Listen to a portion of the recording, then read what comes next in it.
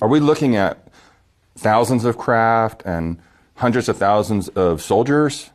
There were multiple highliners and multiple carriers. I think there was at least a dozen of them and several hundred fighters. And do you actually go to these planets with these craft? Well, when I was on the Nautilus, not so much. The Nautilus was pretty much a intrasolar activity. We patrolled around the solar system and that was it. Now, when I was on the Farragut, that was different. The Farragut is about half the length, a little bit wider. It's a little bit flatter. It's a Special Forces frigate, so it has 18 different Special Forces team, which all have really different designations. So I like to think of it as the Swiss Army knife of the fleet. So depending on what you need, depending on which tool you flip out of your Swiss Army knife. And that vehicle and those forces were deployed across the galaxy and farther. Can you share with us some of those functions and devices? 18 different Special Forces teams. So each team is specially designated, has a specific training, specific background, is good at certain things. Team that I worked with, our primary function was rapid insertion and extraction or termination of high-value targets. So that was what we did. We flew these very, very fast craft that go in and out of a situation very, very quickly and either grab someone that you want to save or kill someone that you want to get rid of. So that was mostly what we did. And then get out again really, really fast. Can you share with me what are the devices and weapons you're using to acquire these beings? So we had an exosuit, which we had an exosuit when I was in the MDF, which is the Mars Defense Force, which I've talked a little bit about. These were way more sophisticated. So there were three primary types of exosuits.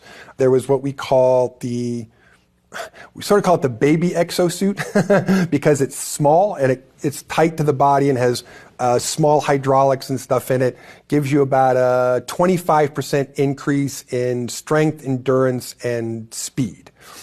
But that's in a body armored suit and an environment suit that then you step into what we used to call the Papa Bear exosuit. So, which is a larger exosuit, which has larger hydraulics, larger mechanisms, also has a mounted railgun on the right arm, has a mounted programmable rocket launcher on the left arm, in some cases has a shoulder-mounted rocket launcher, or depending on the need for the mission, the rear launching weapon can be outfitted differently. So you can have a rocket launcher or a plasma launcher, or you can have something that shoots behind you in case someone's trying to sneak up, or you have, so that basically you can hit things behind you without having to see them. It's a pretty peculiar thing. So you've got this heads-up display, and you've got this little screen down here, which is basically we call the rear view mirror because it shows you exactly what's behind you.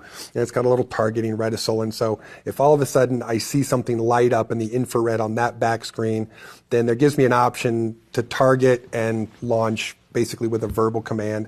It has a hydraulic augmented leg so that you can jump really far. There's a control panel on the wrist. You can program the jumper, so you can actually see where you are on a map, and you can program, I want to jump from here to here to here, and then the computer will calculate based on the gravity and the weight exactly how much force the legs need to jump to land you in the exact same spot. So instead of, you have the ability to jump manually, but you also have this ability to do ridiculous precision by programming what jumps you want to do, and so you can go 1, 2, 3. Fascinating, or something like that. fascinating. Yeah.